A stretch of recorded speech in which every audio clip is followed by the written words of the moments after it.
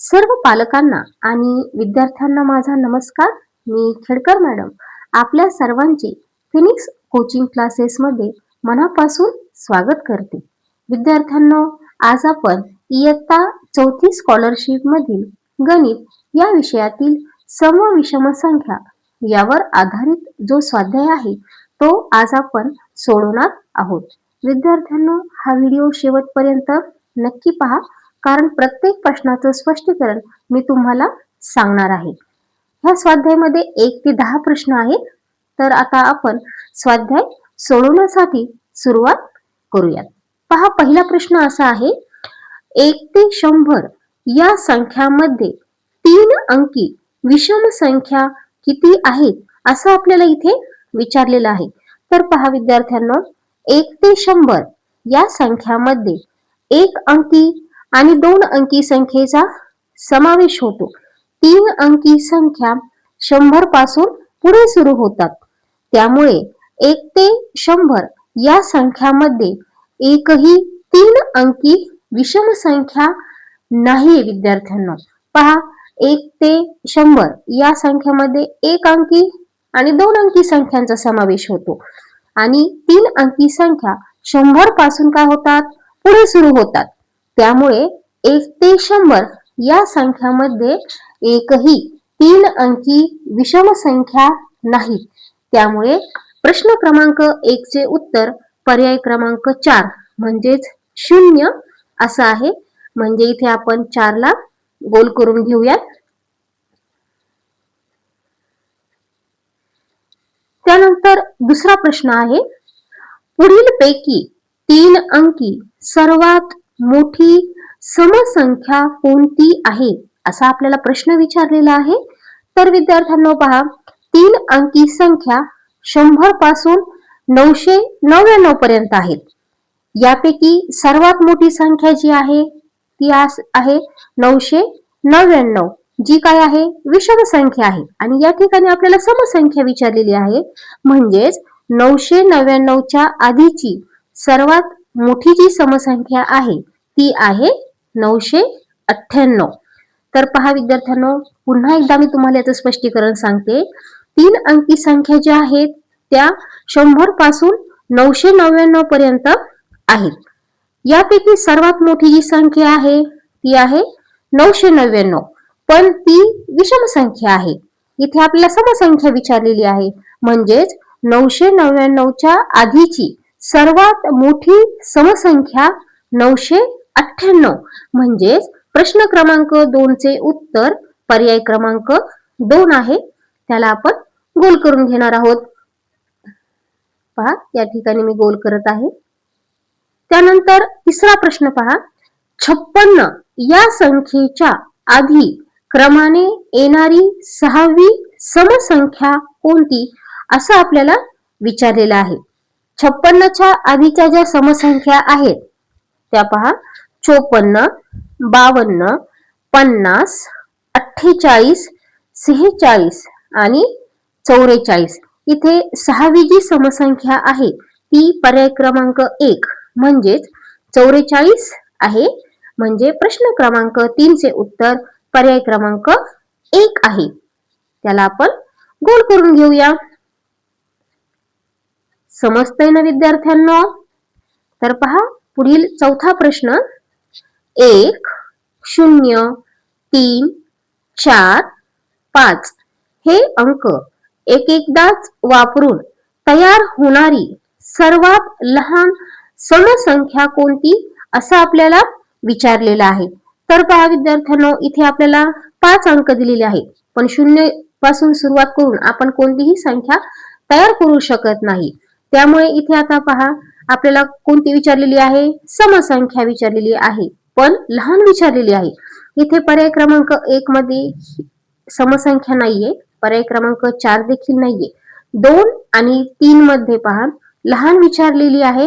त्यामुळे पर्याय क्रमांक 3 हे याचं योग्य उत्तर आहे. म्हणजेच प्रश्न क्रमांक 4 चे उत्तर पर्याय क्रमांक 3 आहे. त्याला आपण गोल करून घेऊयात. त्यानंतर पुढील प्रश्न पहा, 5वा आहे, पुढील पैकी कोणत्या स्थानावरील अंकांची स्थानिक किंमत विषम संख्या असू शकेल असं आपल्याला विचारलेलं आहे.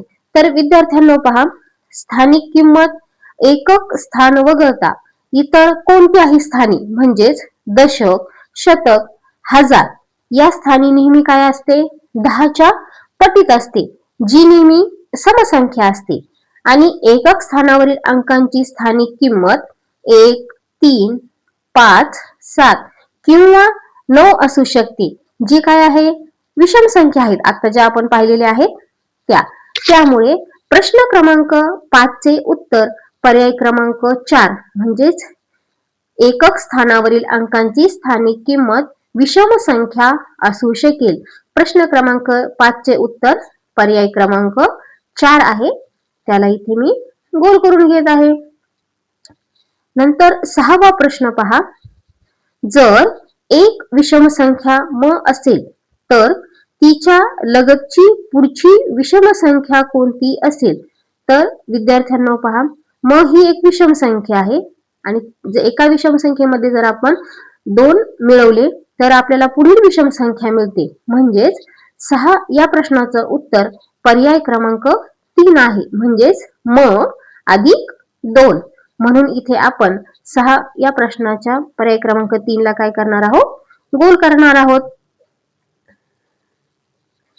त्यानंतर 7वा प्रश्न पहा, 2 विषम संख्यांच्या बेरजेला दुसऱ्या एखाद्या विषम संख्येने निःशेष भाग जात असेल तर येणारा भागाकार दर्शवणारी संख्या पुढीलपैकी कोणती असू शकेल असं विचारलेलं आहे.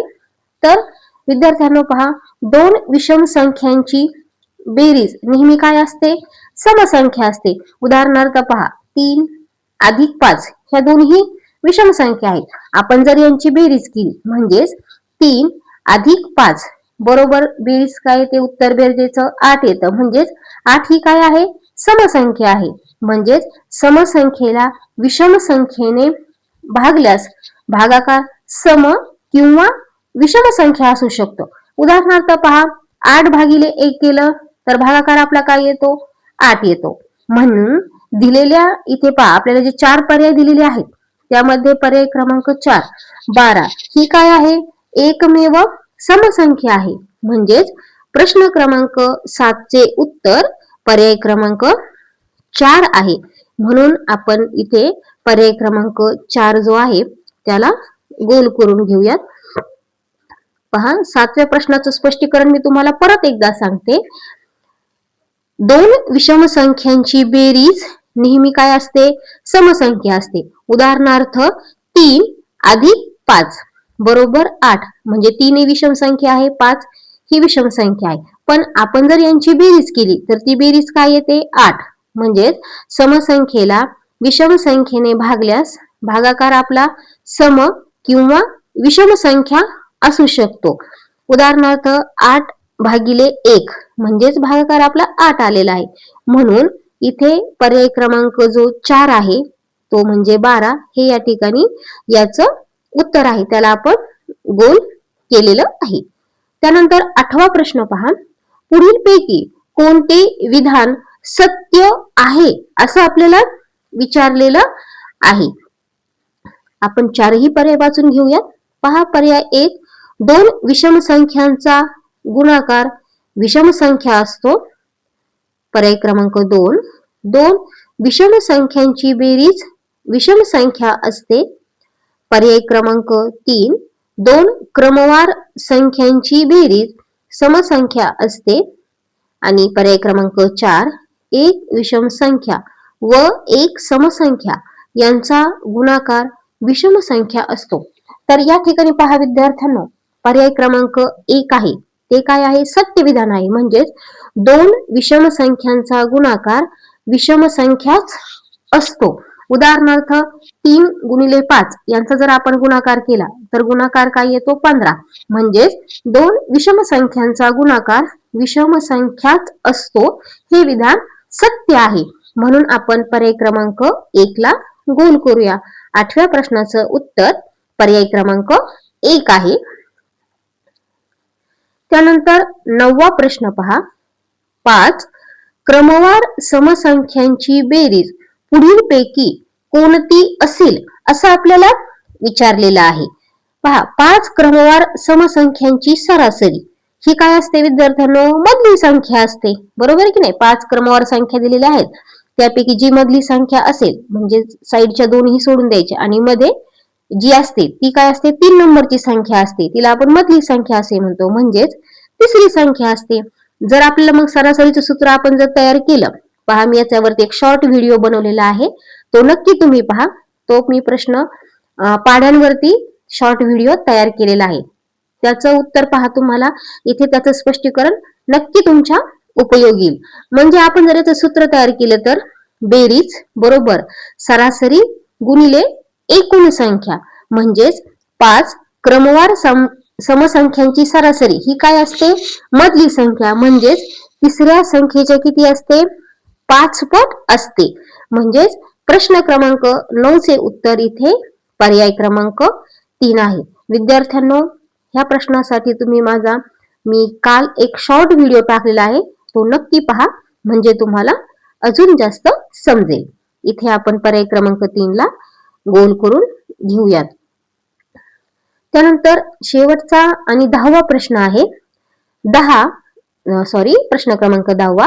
1 ते 20 पर्यंतच्या संख्यामधील विषम संख्यांची बेरीज किती असं आपल्याला विचारलेलं आहे. पहा काय करायचं आहे, 1 ते 20 पर्यंतच्या विषम संख्या घ्यायच्या आणि त्यांची बेरीज. मग त्या कोणकोणत्या आहेत? तर 1, 3, 5, 7, 9, 11, 13, 17 आणि 19. पहा, ह्या सर्वांची जर आपण बेरीज केली तर ह्या सर्व विषम संख्यांची बेरीज 1 ते 20 मध्ये 10 विषम संख्या आहेत आणि या सर्वांची जर आपण बेरीज केली तर ती बेरीज 100 येते. म्हणजे प्रश्न क्रमांक 10 जो आहे त्याचं उत्तर पर्याय क्रमांक 1 आहे. त्याला आपण गोल करून घेऊयात. इथे मी गोल करून घेत आहे. पहा विद्यार्थ्यांनो, अशा पद्धतीने आपण सम विषम संख्या यावरील स्वाध्याय स्पष्टीकरणासह मी तुम्हाला समजून सांगितलेला आहे आणि मला खात्री आहे की तुम्हाला तो व्यवस्थितपणे समजलेला असेल. विद्यार्थ्यांनो, जर तुम्ही माझा व्हिडिओ आणि पालकांसाठी सुद्धा आहे सूचना, जर प्रथम पाहत असाल तर नक्कीच चॅनलला सबस्क्राईब आणि लाईक करायला विसरू नका आणि हा व्हिडिओ जास्तीत जास्त गरजू विद्यार्थ्यांपर्यंत नक्की शेअर करा. थँक्यू.